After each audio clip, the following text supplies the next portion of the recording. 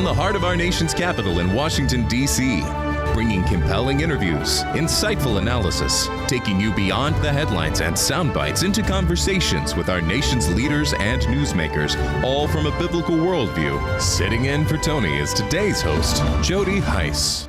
We can pass the Save America Act. We will do that in the House chamber next week. We will have citizenship. We will have voter ID. We will send it to the Senate. And if the Senate does its job, if Senate Republicans put this on the floor on the Senate, then we can force action and force Democrats to stand up on the Senate floor and oppose the will of over 3/4 of the American people. Well, that was Congressman Chip Roy this week on the House floor discussing next week's vote on his Save America Act. Welcome to this February 6th edition of Washington Watch. I'm your Friday host, Jody Heiss. A great honor to be sitting in, and thank you so much for tuning in.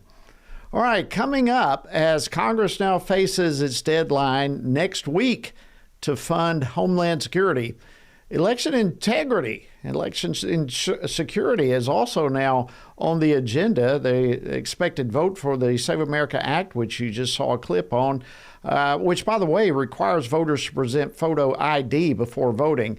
And this is something that 80% of Americans support. Well, we want to discuss more of this, and we'll be doing so here in just a few moments when Virginia Congressman Morgan Griffith will be joining me. And then the U.S. Department of Education has issued new guidance on prayer and religious expression in public schools. Well, we'll be discussing that on today's program as well. So all that and much more coming straight your way.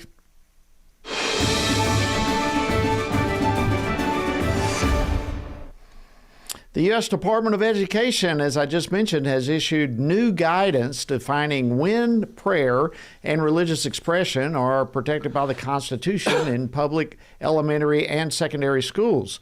Well, President Trump made the announcement yesterday at the National Prayer Breakfast, and joining me now is Washington Stand reporter Casey Harper, who has been following this and many other headline stories. Casey, let's start with this one. What can you tell us about these new guidelines for prayer and religious expression in public schools? Sure, Jody. Well, it's a well-timed announcement from the president, as you said, the week of so much prayer, both the National Prayer Breakfast and FRC's National Gathering for Prayer and Repentance. But here's a clip where President Trump said that he wants to protect prayer in schools. And today I'm also pleased to announce that the Department of Education is officially issuing its new guidance to protect the right to prayer in our public schools. That's a big deal. It is a big deal. The guidance aims to protect constitutional rights by ensuring that parents and children can speak freely, and they have the right to freely practice their religion. Now, it reminds the schools that they cannot officially endorse or establish religion, but it's worth noting, Jody, that a staff member, a teacher, could pray, on off time, like during lunch or something, but maybe not in front of a classroom.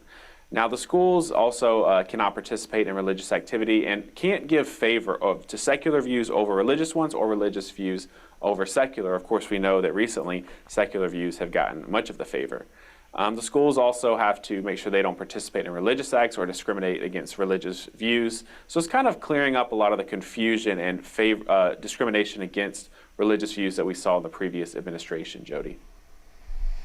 Really, really encouraging just to have the guidelines cleared up. Casey, that's good news. And I know you mentioned a while ago not everyone got to see or hear it, but we've got a lot of news surrounding the Super Bowl right now and some other athletic events, but particularly the Super Bowl that will be taking place Sunday between the New England Patriots and the Seattle Seahawks. But as both teams are gearing up for a big game, boy, there's an opportunity, isn't there, for many players right now to be speaking out about their faith and giving glory to God. Can you tell us more about what some of them are saying? Yeah, that's right. And it's really cool to see not just glorifying God, but even using the name Jesus Christ, as many are doing. So there's more examples, but a few. Patriots running back Travion Henderson, he expressed his thanks to God for blessing him with the abilities he had, and even talked about how God has saved him and transformed his life. And Seahawks wide receiver Cooper Kupp, he glorified God after his Super Bowl victory in 2022, saying that his faith has sustained him through the highs and lows. I think we've all had that experience. Here's a clip, Seahawks head coach Mike McDonald also publicly sharing his faith. My faith has really grown over the last couple of years, and that's what I lean on. You know, that's where your strength comes from.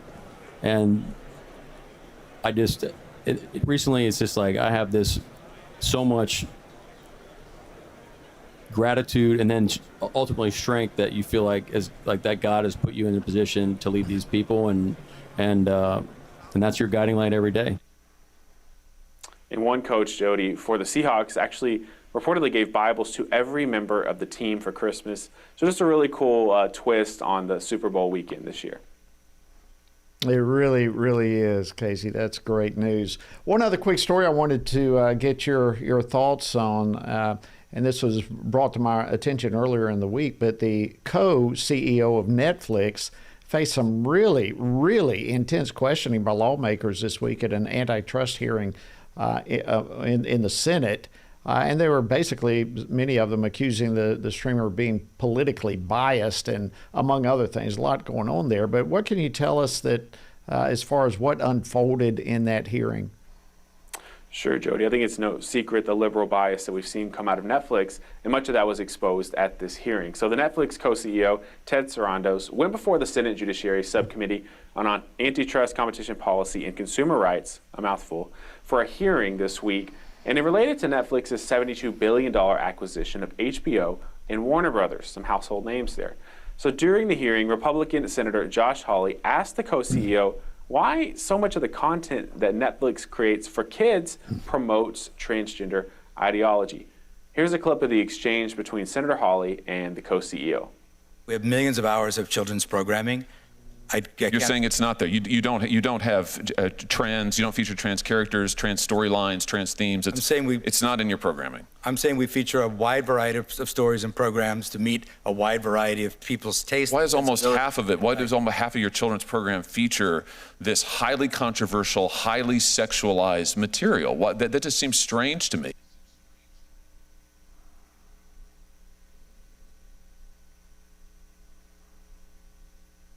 All right, Casey, I think we've lost you here for a while, but an incredible exchange that took place. Are you there, Casey? All right, yeah, that was quite an exchange that took place, particularly when you consider how few Americans as a whole identify as LGBTQ+. So quite a development taking place there. All right, I want to turn now to a member of Congress. We've got a lot going on there in Congress, of course, not the least of which is going to be developing as we come back, this whole battle, the funding battle, among other things. Joining me now is Congressman Morgan Griffith. He's a member of the House Energy and Commerce Committee. And in fact, he serves on that committee. He chairs the subcommittee on health in there, and he's also the vice chair of the important House Rules Committee. He comes from and represents the 9th Congressional District of the great state of Virginia. Congressman Griffith, always good to see you, my friend. Welcome back to Washington Watch. Good to see you too. Okay, let's start with this whole battle over Homeland Security, potentially another shutdown of the government all over this. We're just a week away today from that deadline setting in. What are you hearing from some of your colleagues? What's the latest on that battle? Well, this was something that the Senate had agreed to, and hopefully we can get the issues worked out. But truth of the matter is that right now the demands coming from the Democrats are pretty steep, and I'm not really sure what they expect to gain out of this, but they may try to shut us down for a longer period of time. As you know, we had about 3-day shutdown just last week, and the House came back in and agreed to what the Senate and the President had agreed to. But, they talk about it being affecting ICE, and they're mad about ICE activities. And yet, while it does affect ICE some, it will have a big impact on disaster relief for FEMA, for them to be able to go in and help people out when there's a flood or a hurricane or a tornado. It also has impact on our Coast Guard. They won't get paid. The TSA representatives at the airports won't get paid. And if this thing goes on long enough, particularly TSA may just say, well, we're not going to go to work and shut our airline industries down. So, the Democrats are once again trying to play games with government funding, and it didn't work out so well for them last time. And I'm hoping that this time that we can work something out. But, God bless the president for trying to accommodate them by giving them a couple weeks to see if they could come up with something. But it just looks like their demands got even higher than what I had originally heard when they first started this arrangement. Yeah, and then on our side, I understand that Speaker Johnson is wanting to use this opportunity to get Congress to crack down on sanctuary cities, particularly, those that are not cooperating with federal authorities right now during all the deporting of illegal immigrants. And, of course, Democrats say they want law and order, but it seems their words say otherwise. So you've got the sanctuary city battle taking place. You also now have the Election Security Save America Act. So there's a lot at play right now, a lot of plates spinning. How do you see all of this ultimately unfolding? Well, I really hope that the Save America Act will pass. It's queued up for next week in the House. It's something that I've worked on behind the scenes as a part of the House Admin Committee, which has jurisdiction over federal elections. And look, it's pretty simple when you boil it down. You should be an American citizen to vote in American federal elections, and you should show a voter ID. It's pretty simple stuff. And the vast majority of people, including most Democrats, support having to show ID and being a U.S. citizen in order to participate in our federal elections. Yeah, and, I wanted to show a quick clip from Chuck Schumer. He's calling this whole Save America Act Jim Crow 2.0. Let me show this clip and get your reaction to this. Play clip 2 for me, please. It's Jim Crow 2.0, and I called it Jim Crow 2.0, and the right wing went nuts all over the internet. That's because they know it's true. What they're trying to do here is the same thing that was done in the South for decades to prevent people of color from voting. Your reaction to that? Well, and I might have a different reaction than most people, because the Democrats changed the laws in Virginia as a part of Jim Crow and the election laws to disenfranchise. The Democrats did this in the early part of the 20th century to disenfranchise black Virginians and Republicans in Southwest Virginia, the area of the state I represent. And this is nothing like that. This is a simple process. You show an ID and you move forward. It's just not that big a deal. But for some reason, they don't want to have American citizens, U.S. citizens, voting in elections. They want other people apparently to participate. They'll say they don't. But, you have to present an ID to do so many things. I'm too old now to be carded for any kind of alcohol purchases or anything like that. But a lot of people, are still being carded for alcohol or carded for tobacco sales, etc. But no, you can't ask somebody for an ID to show up at the polls and be able to vote. Unbelievable. And even 71% of Democrats favor this thing. So you wonder where Schumer is coming from. Thank you so much, Virginia Congressman Morgan Griffith. Always great to see you, and thank you for joining us again here on Washington Watch. Great to see you, and you'll have to come pray with us at the Freedom Caucus. Look forward to doing that. All right, friends, coming up, some 3,500 incarcerated individuals in North Carolina were either released or transitioned during a COVID-era settlement, and Republicans now are demanding answers. Stand by. We'll cover it right after the break. We have state leaders that want to keep the deadly drugs out of their states. Maybe if these abortion pills were coming by boat, the administration would change its tactics. It's time to respect the rights the states, and it's time to end death by mail. Family Research Council President Tony Perkins, alongside Senator Lindsey Graham, led a press conference on Capitol Hill, urging the Trump administration to end the Biden-era policies that have allowed dangerous abortion drugs to be shipped across state lines. They were joined by state attorneys general, pro-life advocates, and multiple Republican congressmen. There are more abortions today in the United States than when Roe versus Wade was the law of the land. And why is that? It's because of the chemical abortion drug mifepristone. Nearly 70% of the abortions that are committed in the United States today are committed because of mifepristone. The federal government is allowing a chemical abortion pill to be sent through the mail that wipes out every state unborn protection law in the land. It's harder to ship alcohol in this country than it is to ship the abortion pill, and that should never be the case. This is a drug that takes the life of every child, so there is always a death that's involved in this drug, but is also incredibly dangerous for the mom as well. We think that should require a doctor to be able to get access to this drug. As a doctor, I think it's essential that there be human contact before the pill is prescribed. It's not about a national abortion ban. It's about validating Dobbs and preventing other states from nullifying the legislative policy choices that have been made by our states and facilitating the illegal, unethical, and dangerous drug trafficking of abortion pills into our states without any medical oversight whatsoever. We can simply fix this if we have the courage to do it. So what are all of us telling the administration? You've been a great pro-life president, Mr. President. It's now time to deal with this issue. We want to protect life, and we want to give voice to the American people and their right to protect life, state by state, city by city, and yes, here in the United States Congress. That's what this fight is about. Let your voice be heard. Text LIFE to 67742. Sign the petition. Tell the Trump administration to act. Looking for a trusted source of news that shares your Christian values?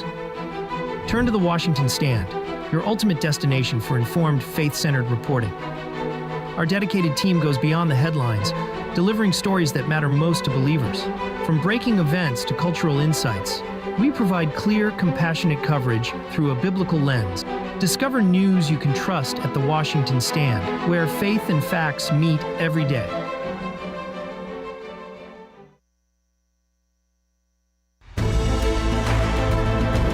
Welcome back to Washington Watch. I'm your Friday host, Jody Heiss, and thank you so much for tuning in with us today. All right, Republican lawmakers in North Carolina are demanding access to a list of some 3,500 incarcerated individuals who were either released early or they were transitioned, and all this was part of a 2021 COVID-era settlement that took place between the administration of then Governor Roy Cooper and civil rights groups. And there's been certainly renewed interest in this list that came about over the possible inclusion of the man who was charged in last August's fatal stabbing of that 23-year-old woman on the Charlotte light rail train. You may remember that. But Republican lawmakers now are saying that their concerns are more than just over one person. And my next guest is here now to share some of those concerns. Joining me is North Carolina State Senator Phil Berger. He is President Pro Tem of the North Carolina Senate. He represents the 26th District of the great state of North Carolina. Senator Berger, welcome to Washington Watch. It's an honor to have you with us. Thanks, Jody. It's good to be with you. Well, let's start, first of all, with what do we know about that 2021 settlement between the Cooper administration and the NAACP? Yeah, so the interesting thing is that we knew that there was a settlement. We knew it back then, that they had reached a settlement. What we didn't know was exactly who was being released, because what had happened is the Cooper administration, with the administration of then Attorney General, now Governor Josh Stein, entered into a settlement agreement with the plaintiffs, the ACLU and the other far left groups, that basically kept the list of prisoners being released secret, behind closed doors, and they had it couched as some sort of attorney's eyes only list. And so the DeCarlos Brown situation has kind of renewed an interest in exactly who Roy Cooper released out on the streets of North Carolina at that time, because we looked at his release date, and it coincided with the timing of this COVID era collusive settlement. And lo and behold, when we were able to get our hands on the list, guess whose name is on page one? Well, it's not his name, it's his prisoner ID number. We had to match it up, but he's on the first page. And he was released early based on what the list says. Now, Cooper has gone out and claims that he was being released anyway and he wasn't part of the settlement, but he's one of the 3,500 that's on this list. Very interesting.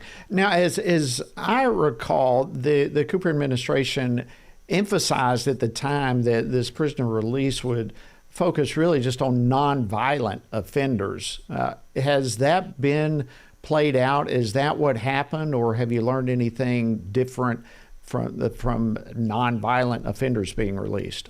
Well, no, we have learned something, and actually, on the very day they released or said that they were releasing these prisoners, the first iteration of their explanation was these are nonviolent, 3,500 nonviolent offenders being released. Well, they had to clean that up that day because it was clear that there were others, and they used some sort of word salad to describe the offenders that made it sound less, I guess, egregious. But basically, I mean, you've got on this list murderers, rapists, drug dealers, drug traffickers, robbers, assailants, child abusers, and you've got just the whole gamut of folks that, I mean, you just don't want in your neighborhood. And Cooper let them out and hid the list from the people of North Carolina. It's just unbelievable. It's hard to fathom that we're talking about this as something that really happened. And there may be some who are viewing or watching right now who may be wondering why you're demanding access to this list. I think as you go on further and further with this, it's coming to light. But the reality is that lawmakers have been making repeated requests for this, haven't they? Yeah, we've asked for it in the past, and it's not been forthcoming. But you know, with the renewed emphasis that President Trump and Republicans have been placing on public safety, on how Democrats are soft on crime, this is just a clear example of how and what lengths Democrats will go to not only be soft on crime, but try to hide the truth of that from the public. Now, of course, Governor Cooper is no longer there, okay? But how would you describe it when he was there as governor of North Carolina? What were his policies on crime like? What kind of environment did he create? Talk tough, fold every occasion. You know, we had this. He appointed a committee to come up with policies. The committee came back with policies that really are just the poster child for being soft on crime. And then he commuted sentences, even took some folks off death row, just really trying to create the aura of being a tough prosecutor, but the reality that if there's a left-wing soft on crime policy out there, he was going to be somebody that was behind it. Less than a minute to go here, but what do you believe the people of North Carolina would want to come out of all of this? What are you hoping? Well, I think transparency is something that needs to be emphasized. The need for public officials to be honest with the people, the facts that in this instance, Roy Cooper was not being honest. His administration was not being honest with the people of North Carolina. And I think you look at people's record on those kinds of issues when you're trying to decide who you want to entrust with offices of public trust. Well, this is going to be extremely interesting as this list becomes public. And you really see who all is on there. I want to thank you so much, North Carolina State Senator Phil Berger, for joining us and for keeping the heat up on this. We appreciate it. Glad to have you today on Washington Watch.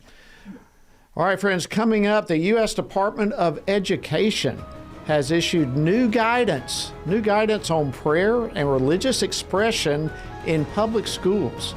This is a big, big deal, and we'll discuss it next, so don't go away. We'll be back right after the break. How should Christians think about the thorny issues shaping our culture? How should Christians address deceitful ideas like transgenderism, critical theory, or assisted suicide? How can Christians navigate raising children in a broken culture, the war on gender roles, or rebuilding our once great nation?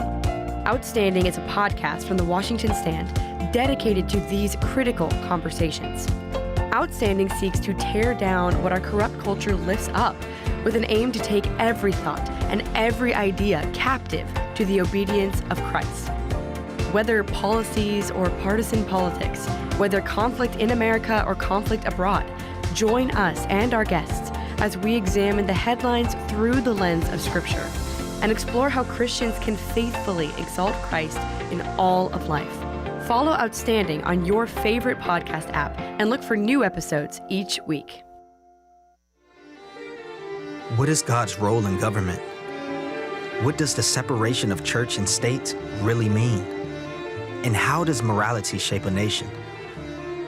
President John Adams said our Constitution was made only for moral and religious people. It is wholly inadequate to the government of any other. Join Family Research Council for God and Government, a powerful series that explores the connection between biblical principles and the American government, equipping you with truth to engage in today's most pressing debates. We'll uncover the foundations of our nation's history and why it's relevant for today. Join us to defend God's plan for government, because faith and freedom were never meant to be separate.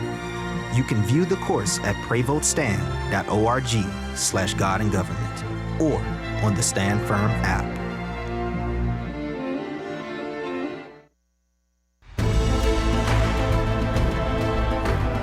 Welcome back to Washington Watch. I'm your Friday host, Jody Heiss. An honor to have you joining us today. Thank you for being here. All right, yesterday, the U.S. Department of Education issued guidance on prayer and religious expression in public schools. And in announcing the new guidance here at yesterday's National Prayer Breakfast, President Trump said it's a big deal. And boy, he got that right. This is a big deal. So just how big is it? Well, joining me now to discuss this is Holly Randall, a counsel at First Liberty Institute, where she focuses on the religious liberty rights of teachers and students in that firm's education practice group. Holly, welcome to Washington Watch. It's great to have you join us. It's great to be here. All right, so let's start. Can you just kind of unpack for us some of the key points that come out of this new guidance? Yes, I'm just excited as you are about this constitutionally protected prayer guidance. We're excited at First Liberty Institute that Donald Trump's administration is paying attention to these issues. And this guidance protects the rights of students, it protects the rights of parents, and it protects the rights of teachers. And so it's a comprehensive analysis of what the Supreme Court has made clear. Students, teachers, and parents do not shed their constitutional rights at the schoolhouse gate. Absolutely. And the Department of Education stated that the purpose of this guidance is to provide information on the current state of the law as it relates to prayer and religious expression in public schools. So what were some of maybe the recent cases or some of the developments that helped to shape or influence this guidance that now is coming out? One of the major developments that this guidance focuses on is a case called Kennedy versus Bremerton School District. It was one of our cases here at First Liberty Institute. It came out in about 2022, and it is a landmark case for the protection of teachers and their free speech while at school. And so we're thankful that this guidance really recognizes that just because, a coach wants to say a quiet personal prayer does not mean that he can be punished. And so we're excited that it's protective of people like Joe Kennedy. And it also involves a case called Mahmoud versus Taylor, which is recent Supreme Court case law that is really expansively protective of parents' constitutional rights to direct the religious upbringing of their children while they're enrolled in public school. So it says that just because you choose to send your kid to a public school does not mean you forfeit your rights as their parents to direct sort of the religious direction of their lives. Wow. Some of the remarks yesterday, President Trump was just great with all of this. But in his remarks, he also said that he anticipated I think he used Democrats specifically to file suit over this. But do you think we're ready for this? First of all, do you think that we are going to see lawsuits? And secondly, how would you anticipate those lawsuits ending? The good thing about this guidance is that it's well analyzed, well footnoted, well prepared. What it says is exactly what the Supreme Court has already told us. So students, teachers, parents have constitutional rights. And if, members of school districts, teachers, students are facing problems with exercising those rights, that's what we stand ready at First Liberty Institute to protect and defend. I would encourage anyone that's experiencing issues with religious liberty in schools to reach out to us at firstliberty.org. We have tons of resources available online that match a lot of what this guidance says and really just analyzes what has the Supreme Court already told us, what is the law of the land.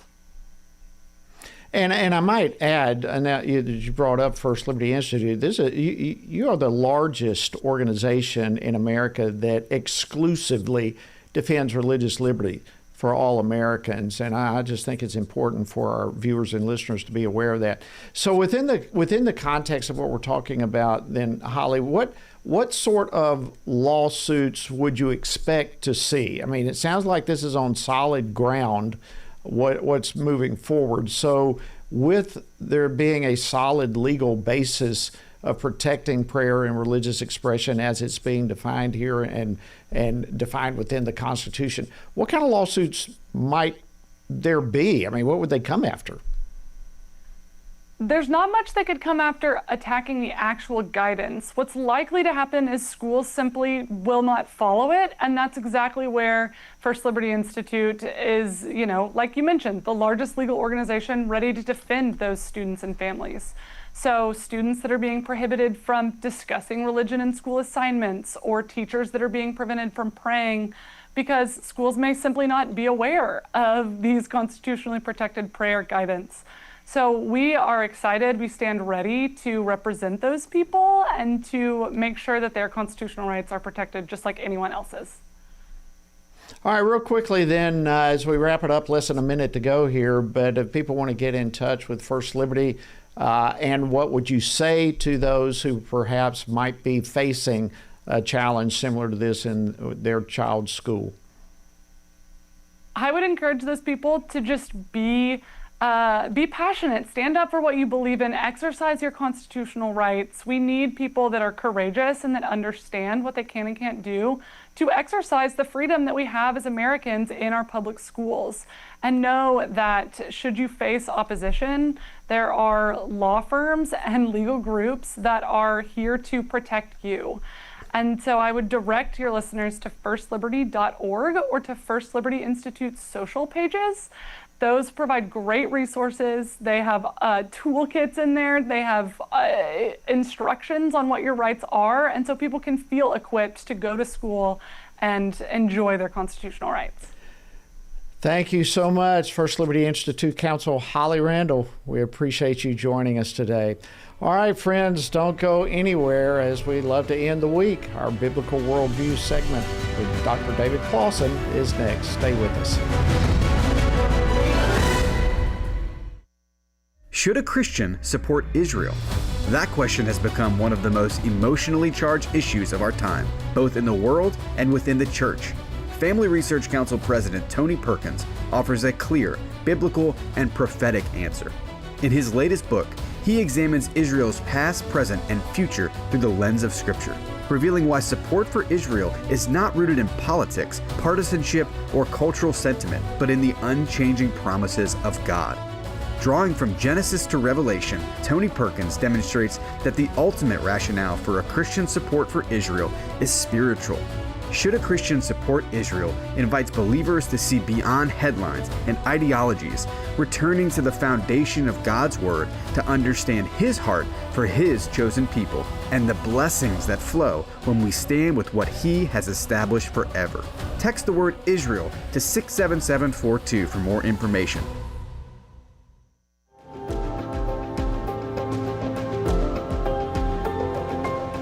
The family is the oldest, most tested, and most reliable unit of society. It is divinely created and sustained. And yet, there are those who are always tampering with its values and structure. That's why we need organizations like the Family Research Council that can effectively defend and strengthen the family. Family Research Council began over 40 years ago, like all great movements of God, with prayer. Today, rooted in the heart of the nation's capital, FRC continues to champion faith, family, and freedom in public policy and the culture from a biblical worldview. FRC is one of those bright lights that helps us focus on true north. And I shudder to think, had they not been here, that it could have been worse. The Family Research Council is key. It's one of a handful of groups that I think will determine whether our children live in a country that enjoyed all of the freedom and all the opportunity that we enjoyed in this great land. It's just a wonderful parachurch organization that doesn't seek to take the place of the church, but it seeks to assist the family and the church as we try to move forward successfully, not in a defensive mode, but in an offensive mode as we seek to live our lives according to the Holy Scriptures. FRC is not going to be whooped. We're going to fight. We're going to take a stand. And again, we don't retreat. You will never see in front of this building here in Washington, D.C., a white flag fly. We will never step back. We will never surrender, and we will never be silent.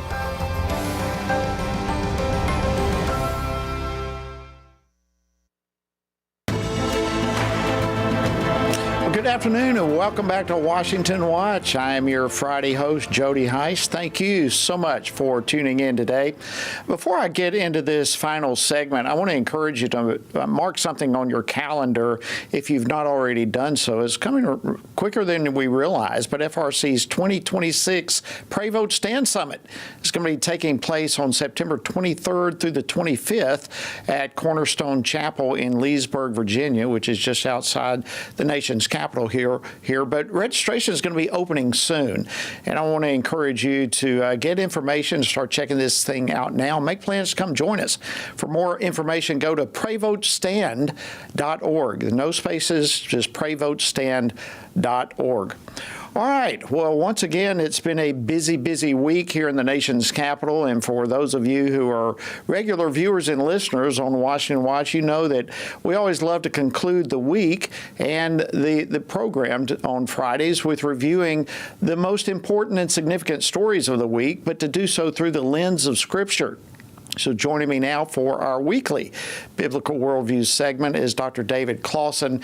He, of course, is the director of the Center for Biblical Worldview here at FRC, and I'm really grateful that he's able today to be joining me in studio. So, David, happy Friday. Thanks for joining us here in studio. What an honor to have you. Happy Friday. Great to be with you, Jody. Yeah, always good. Usually you're out and about all over the place. So, and speaking out and about, last week, David, and I'd like to begin here if we can, but last week we concluded the program, kind of ran out of time, but you are involved in the Biblical Worldview workshops that are literally taking place all over the country. And I understand, in fact, after the program here, you got to head to the airport for yet another one. If you can take a moment, share with us a little bit about those. Yeah, absolutely. So it's about 3 years ago within the Center for Biblical Worldview that we started doing these one-day worldview workshops. So it's our colleague, Joe Joseph back home and myself. And we've done close to 15 or 16 of these one-day worldview workshops. We've done 4 of them in Alaska, 3 in California, really from coast to coast. And what they look like, Jody, is one day, 8 sessions. And so kind of we walk through what's the lay of the land when it comes to worldview in the American church, as well as in the broader culture. Then we also kind of give some talks on the life issue. How do we preach and teach a pro-life ethic? What about critical race theory, and even behind that, critical theory? What about homosexuality and marriage, transgenderism? So kind of all the hot button issues, how do we think about them, not just as political or cultural issues, but as biblical issues, as theological issues? And we really invite people to come who have preaching, teaching, and discipleship opportunities. So these are for pastors, these are for Sunday school teachers, but as well as just faithful Christian parents and grandparents who have those discipleship opportunities in their own families. And so we've been doing them all over the country. Right after this, I'm going to head to the airport. We're doing one in North Indiana.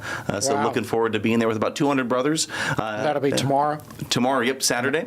And we're really looking forward to it. Wow, that's incredible. Well, I tell you, David, I have, of course, having been a pastor and then being in Congress and having the opportunity to speak to a lot of pastors and churches and so forth, the need for these workshops is huge right now. There are so many churches and pastors, and we've had George Barna with all the stats with it, who even the pastors themselves, many of them don't share a biblical worldview, and that impacts our culture tremendously. So how can people reach out, maybe viewers, listeners, people would like to get information to their pastor or whatever? Where do they go to maybe book one of these things? Yeah, so if you're a pastor or someone who's a leader in your church, just go to frc.org/worldview. And about halfway down the page, there's an interest form that you fill out, give us some information, and then someone on the FRC team will reach out to you, and we'll talk about whether it would kind of be a good fit for us to do one of these workshops in your community. So again, frc.org/worldview.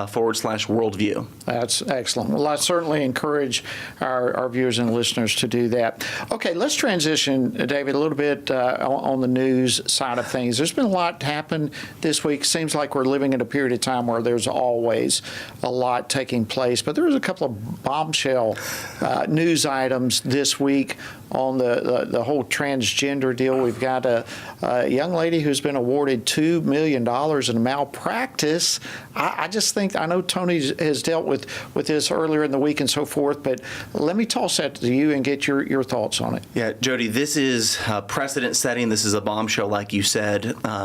This is the first medical malpractice kind of outcome related to a detransitioner. So I'm sure that might be a newer term for some of our listeners, but someone who identified as transgender who is then kind of detransitioned back to identifying with their biological sex. So 2019 is where this story begins. You have a 16-year-old girl who was identifying as a biological boy, and her doctors told her and her family that if she did not go through with some of these surgeries, including a double mastectomy at age 16, and her mother actually testified to this during the trial. She was told, the mother said, I was against this, but I was told that if we didn't move forward with this surgery as a family, that the likelihood that my daughter would commit suicide would exponentially increase. So she felt very kind of coerced and pressured into this. And so she, at 16, got the double mastectomy. She's 22 years old now. She's, again, detransitioned to identifying as into her God-given sex as a beautiful young lady, and went after the doctors in this lawsuit, who she says they really, psychologist too. The psychologist and the doctor saying that they rushed her, and the jury agreed that they did not follow the necessary standards of care in this situation. Now, when you say this is precedent setting, I mean, I have all sorts of things running through my mind of how this could be precedent setting. So I'd like to go down that path and see the ripple effect that this potentially could have. But before we get there, are you aware of any other cases right now where this potential malpractice situation is marching in those cases? Jody, there's several. Probably the most high profile would be Chloe Cole. Right. She's a detransitioner from California. As a teenager, again, her doctors put her on a whole regimen of cross-sex hormones, puberty blockers, and then again, as a teenager, she had a double mastectomy. And again, since then, she has detransitioned to identifying as the beautiful young lady that she is, and is also now suing the doctors who forced, in her view, these kind of interventions on her. And so again, my hope is this first verdict, it came out of this, New York, is going to kind of provide a roadmap for the hundreds, probably now thousands of detransitioners who are now kind of trying to put the pieces of their life back together. And I think this is so important. We've talked about this, Jody, but it's about 90% of those who identify as transgender kind of in their adolescent years, that they grow out of it, that they, after a couple of years, begin to identify with their biological sex. And so again, what this is causing us to really think about is that a lot of these doctors, physicians, psychologists have been forcing these interventions, some of which are irreversible. Some of these hormone treatments cause their chemical castration. Some of these young ladies are never going to be able to carry their own children. And so I think this moment now, Jody, is forcing us to kind of grapple with the last 10 years. I think it was Dr. Oz actually a couple days ago. He said future medical textbooks are going to look back on the last 10 years or so with these gender transition interventions on minor children like we do, the way we look now on lobotomies that were practiced in the 1940s and 50s. And I agree with him. I think that's absolutely true. Right. Well, I'm so glad to hear this with Chloe. I know when I was in Congress serving on the Oversight Committee, one of those hearings that was so memorable to me was when she testified. It was one of the hardest hearings to be a part of, and to see her emotions and what she went through. So I'm really thrilled she's going down this path, and I know you and I and others will be keeping a pulse on that. Let's go down this path, David, of the rippling effect of this. I think this is the beginning of perhaps a turning point in this whole battle. As I understand it, the American Society of Plastic Surgeons has now, among others, come out saying we don't need to do these surgeries, or what is it that they're saying, and is this the beginning of a lot more to come? Well, I think the floodgates are probably opening, Jody. This decision handed down in New York was a week ago today, so it's just been 7 days. Not surprising that 2 business days later, the American Society of Plastic Surgeons announced, I believe it was either Monday night or Tuesday morning, that they no longer recommend to the 11,000 members that are a part of the society that any sort of gender transition kind of procedures should be allowed to be performed on minors. You should at least wait till you're 19 years of age, is what they're saying now. What's interesting, you mentioned the phrase the rippling effects. The American Medical Association, so the AMA, in a National Review article back on Wednesday, they were asked, are you in line with the plastic surgeons? They didn't fully come on board, but they did say, we also agree that this is problematic and deserves a great deal of attention, whether or not minor children are going to be allowed to pursue some of these irreversible surgeries. They should at least be generally deferred to adulthood, is what the AMA, the way they put it. And so again, the plastic surgeons, as far as a major medical association, this is the first one in the entire country that has backtracked on previous support for these procedures. And I think they were the first in 2024, Jody, to kind of begin to waffle a little bit.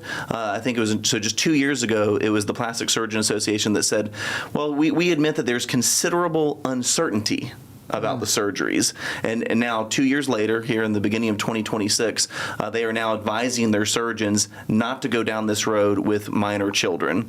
Again, not coincidentally, in my view, just a couple of days after this first settlement to this the lady who had the double mastectomy. Yeah, it's no coincidence at all. I mean, we recognize, we all see that for what it is. And as you mentioned, thousands of people are involved in it. Who knows where this is going to go? And I would imagine imagine next is going to be some of these children's hospitals that have been continuing to do this type of thing. They're probably in the hot seat too, and I would anticipate the rippling effect is going to impact them as well. All right, David, from a biblical worldview perspective, let's talk about this quickly. From how do Christians need to be thinking about this?